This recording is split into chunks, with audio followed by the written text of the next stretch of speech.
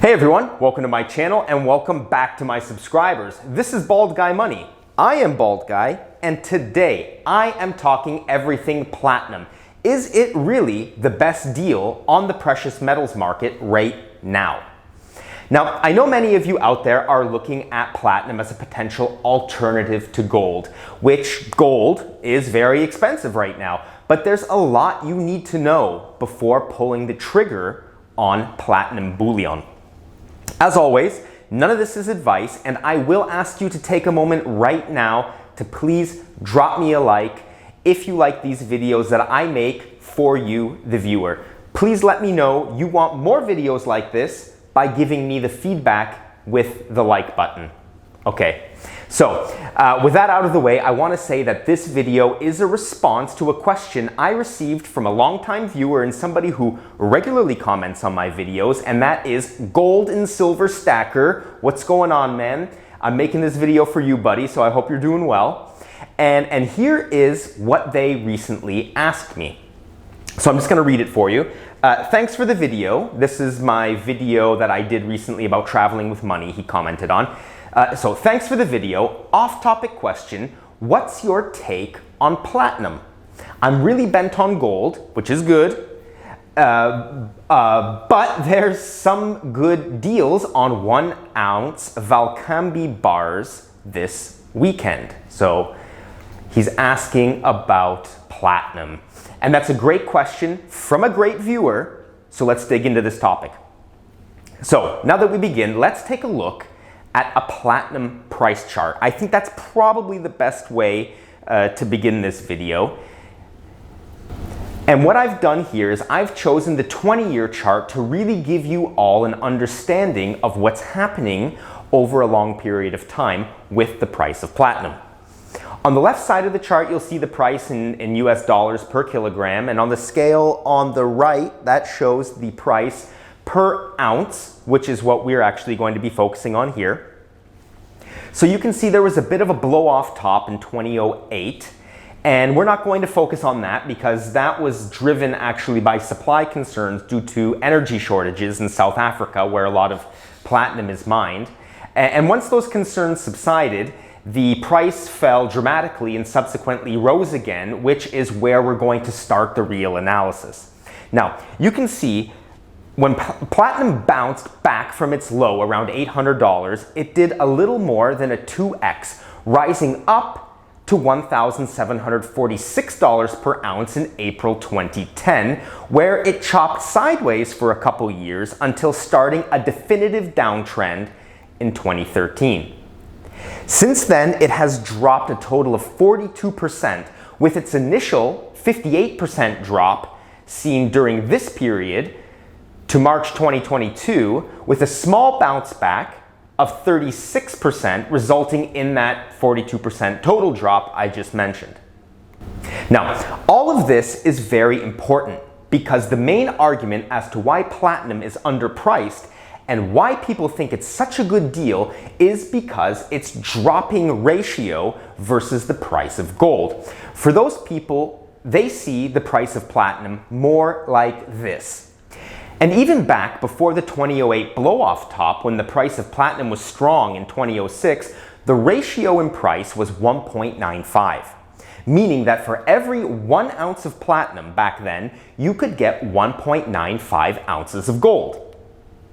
During the blow-off top event, that went as high as 2.34. So again, meaning that for every 1 ounce of platinum you held, you could exchange that for about 2.34 ounces of gold, which is actually a much different story versus where we are today at 0.51, which means that for 1 ounce of platinum, you can basically trade that for about a half ounce of gold.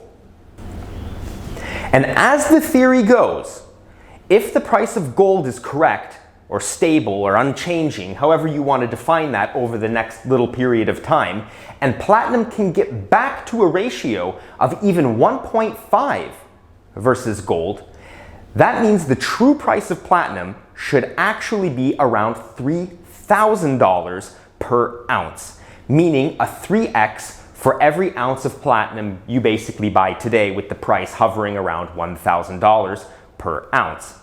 Now, as you all know, I am only here to present the facts.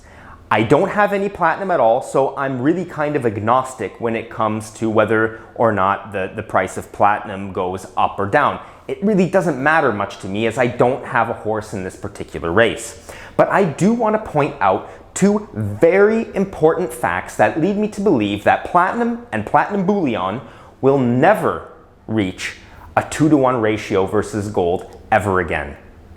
Point one is this.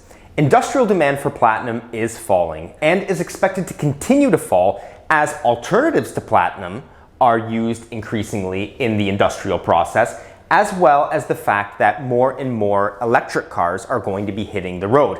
And this is why.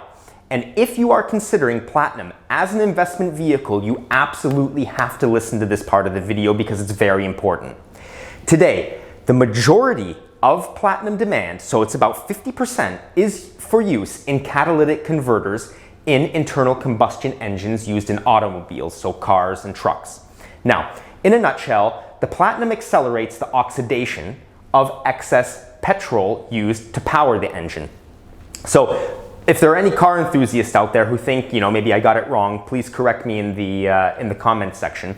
But what I really want to say is, with more and more electric vehicles hitting the road, a trend that is really being accelerated by laws like we've already seen in the European Union, which will restrict the production of internal combustion engines starting from 2030, logic can only dictate that the demand for platinum should go down, which obviously should drive the price of platinum subsequently down as well. And although it's true, platinum is used in fuel cells, which are present in electric cars.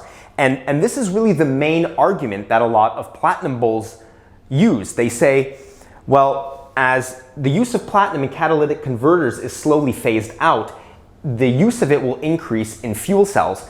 But before you make that assumption and think that the price of platinum is going to rise over a 10 to 15 year period based on that assumption, what you have to know is that alternatives to using platinum in fuel cells are being developed today. And they range all the way from using spinach to this, which is actually a very practical alternative to using platinum, which is cobalt.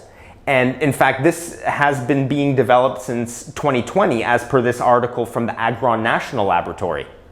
So that in itself is enough to turn me off to platinum as an investment vehicle, as a store of wealth, whatever you want to call it, because at best, 50% of the demand for platinum is standing on shaky ground.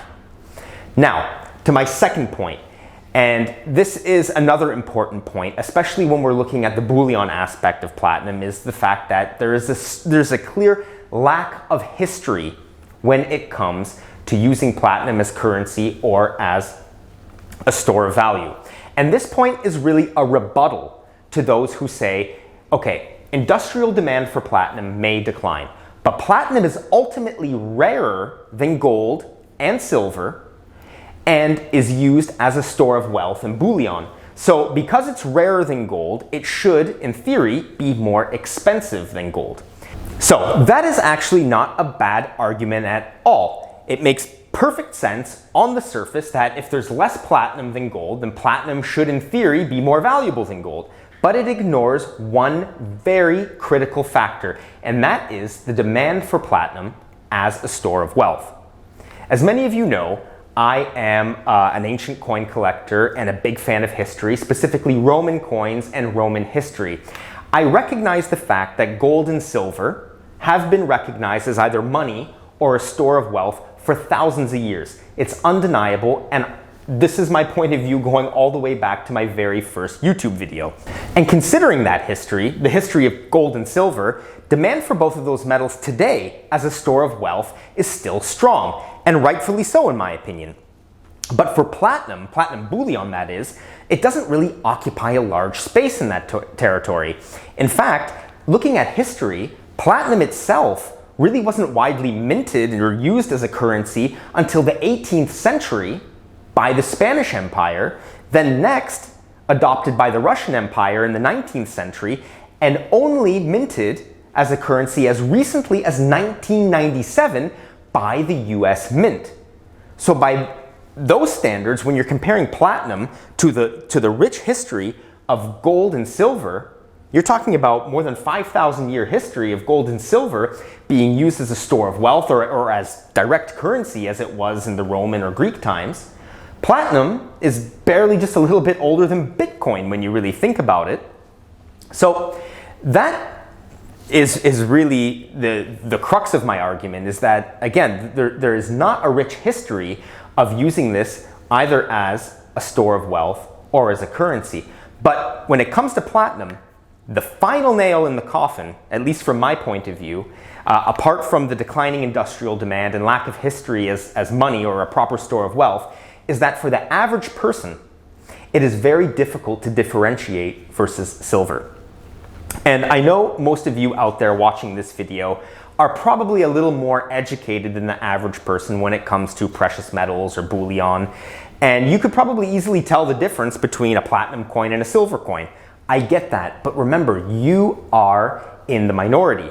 There's a reason you're watching this. You probably have a thirst for knowledge that most other people who are not watching this don't have.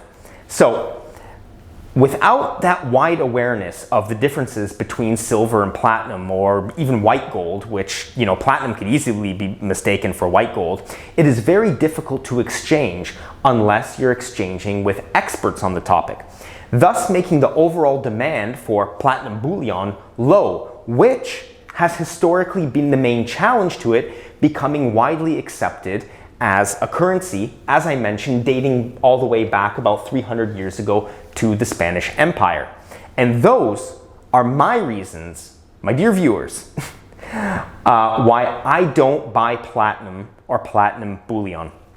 Now, please tell me what you think about platinum bullion in the comments section, and please give me a like if you enjoyed the content, because it's very important in helping me grow my channel and grow my audience and get this message out to more people.